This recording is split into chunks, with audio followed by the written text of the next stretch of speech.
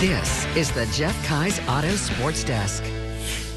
The Tigers are on the hunt for another Class D title. The Saints are seeking a second straight trip to the state Final Four, and some changes are on the way for Section 4 lacrosse. This is the Sports Desk. This preseason playbook is sponsored by Tioga State Bank. The Tioga Tigers have won 3 straight Class D titles and look to make it 4 this year following a simple yet effective strategy. 12 Sports' Michael Villegas took a trip to the Tigers' den in this edition of our preseason playbooks. The last time the Tioga Tigers lost a football game was on April 17th, and the year was 2020. Since then, they have won 41 straight games on their way to earning 3 state championships. But Coach Aiello knows that before they try to win their 4th, his players need to get back to the basics of what got them there. You aren't going to win a game on the first day, and it's a process, but you got to show up and work every day. Senior Tate McCulley knows what it takes to be a champion. He also knows that if they want to continue to be champions, he needs to take on a bigger role. We definitely got some big shoes to fill. We got a lot of leaders, a lot of hard workers coming up through all the way from my freshman until my junior year. And it's really just about stepping up to fill their role and be a leader to some of these younger classmen and get them to have the same mindset. For fellow senior Garrett Godfrey, it's about continuing the legacy left by his older brother Gavin. Yeah, I was a freshman. He was a senior, so I always looked up to him and all the other linemen that were seniors. So, I'm just taking that role that they played on me and just passing it on. And what's Big Bro's simple advice that began this championship run back in 2021? He tells me the same thing, same mindset he had. 1-0 every week. Don't focus on the big picture right away. Win every week, and then you can focus on the big picture once you make playoffs. Obviously, big expectations.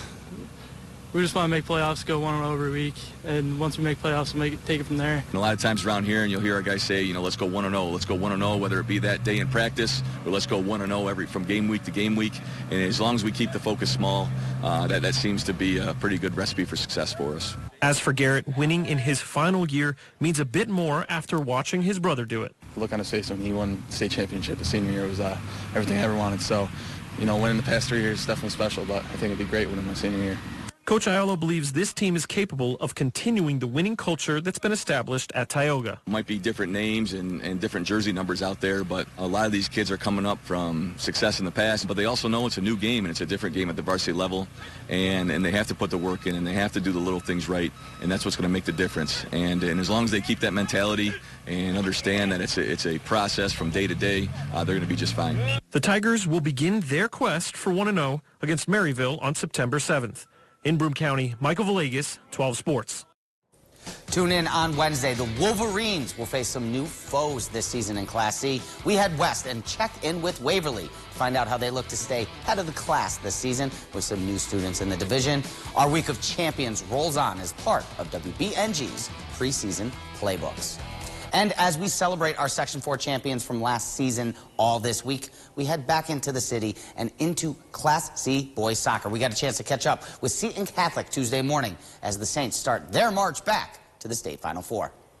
Definitely got a target on our back this year, but we're not going to let that phase us at all. We're just going to come here, do our job, and take it day by day. The target on Seton Catholic's back is not one that the Saints are shying away from. The reigning Section 4 Class C boys soccer champions have high hopes for 2024. The boys want to win, so they realized last year that we could do it, and they realized what it takes to do it, and then we got a lot of guys coming back that were on the team last year that kind of lead us going forward. 3 of those seniors have more than a decade of combined varsity playing time between them. Senior and all-state striker George Phillips is hitting the pitch this season for his 5th year on varsity. We put in the work and we were ultimately very successful last year, and we want to replicate that and possibly go even further, so that'd be awesome. The Saints not only won sectionals last season, but also captured a regional championship and a spot in the state semifinals, something the other Saints seniors look to do one more time this year for the green and white.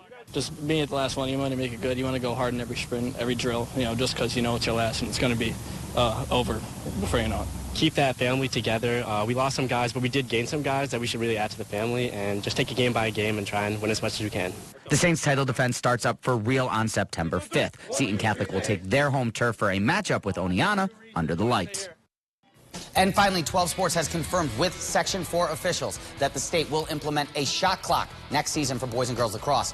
The New York State Public High School Athletic Association approved on Monday morning that starting in the spring of 2025, a shot clock will be added to both boys varsity and junior varsity lacrosse games, along with girls varsity lacrosse games. This rule is a state-mandated one, will be played statewide, and will go on by a year-by-year trial basis. All righty, Zach. Thank you. And don't go anywhere. We have one final story next.